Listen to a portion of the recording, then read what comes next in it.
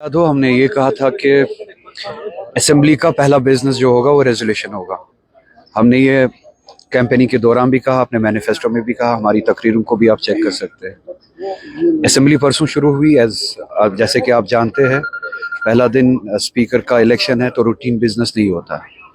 दूसरा दिन ओबिचुअरी का था तो रूटीन बिजनेस नहीं होता। आप सब जानने वाले हैं, आपने असेंबली शायद कवर भी की है, लेजिस्लेशन कवर भी किया है इससे पहले। तो पहले 2 दिन रूटीन बिजनेस नहीं होता है।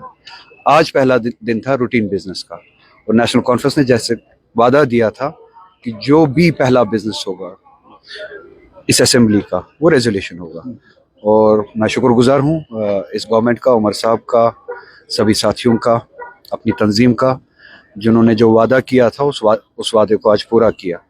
तो ये यहाँ पे बात ख़त्म नहीं होती है। ये एक ऐसी जदोजहद है, जैसा कि मैंने इलेक्शन कैंपेन के दौरान भी कहा, उस जदोजहद का ये दरवाज़ा है, ये रास्ता है। आज वो रास्ता खोला गया।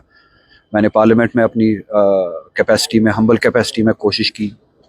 असेंबली के ज़रिए वही बात पहुंचानी भी बहुत ज़रूरी थी। तो पार्लियामेंट में जो बात हमने की, आज असेंबली के ज़रिए जो बात पहुंची, तो ये कंबाइन होके रियासत की कंसोलिडेटेड एफर्ट से या मुहकम तरीके से जो बात पहुंचनी चाहिए थी वो आज मुकम्मल हुई। तो अब ये जद्दोजहद हमें आगे लेके जाना है। बीजेपी 2 इल्जाम लगा रही है। एक तो वो कह रही है कि जानिबदार रहे स्पीकर इस पूरे मामले में। दूसरा ये कहा कि उनका ये मानना है कि जम्मू का मैंडेट नहीं मिला है, जम्मू की आवाज़ इसमें नहीं है। पॉइंट ऑफ रियासत की मेजॉरिटी का मैंडेट है। बीजेपी जम्मू नहीं है। जम्मू के बहुत सारे रीजन्स के बहुत सारे मेंबर्स जो है वो नॉन बीजेपी मेंबर्स हैं। इसी तरह से कश्मीर से भी जो मेंबर्स चुन के आए हैं वो भी जम्मू कश्मीर को रिप्रेजेंट करते हैं। तो मेजॉरिटी जो है वो इस रेजोल्यूशन के हक में है, इस सेंटिमेंट के हक में है। आज आपको पता है स्पीकर्स के काम करने के तरीके पे बीजेपी हमें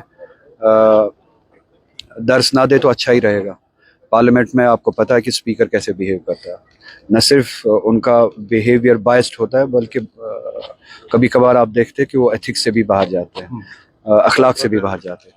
तो बीजेपी से ये बातें हम सुनना नहीं चाहेंगे। बरोला साहब, यूटी में हम हैं और यूटी में लेफ्टिनेंट गवर्नर साहब के पास ही पहले फाइल जारी की। असेंबली ने अपना काम किया। What you are expecting from LG office? देखिए, ये मुझसे ये सवाल ना पूछे आप। एलजी's ऑफिस मेरे लिए कोई डेमोक्रेसी में कोई मानी ही नहीं रखता। तो एलजी ऑफिस इस बिजनेस पे क्या करेगा क्या नहीं करेगा उस पर मैं कमेंट करना ही नहीं चाहूँगा, because I don't recognise the office of LG. Undemocratic है, हम पे थोपा गया है। मेरी जिम्मेदारी और हम सब की जिम्मेदारी ये थी कि हम इस असेंबली के जरिए क्या एक्सप्रेशन देंगे, किस सेंटिमेंट को जाहिर करेंगे। और मैं शुक्रगुजार हूँ अपनी तंजीम का, अपने लोगों का, अपने साथियों का, अलायंस पार्टनर्स का भी किसी हद तक, कि वो जो हमने वादा किया था, जो लड़ाई लड़ने की हमने शुरुआत करनी है असेंबली से, पार्लियामेंट से तो पहले ही की थी, असेंबली से जो वादा हमने किया था वो शुरुआत हमने आज की। इंशाल्लाह मंतक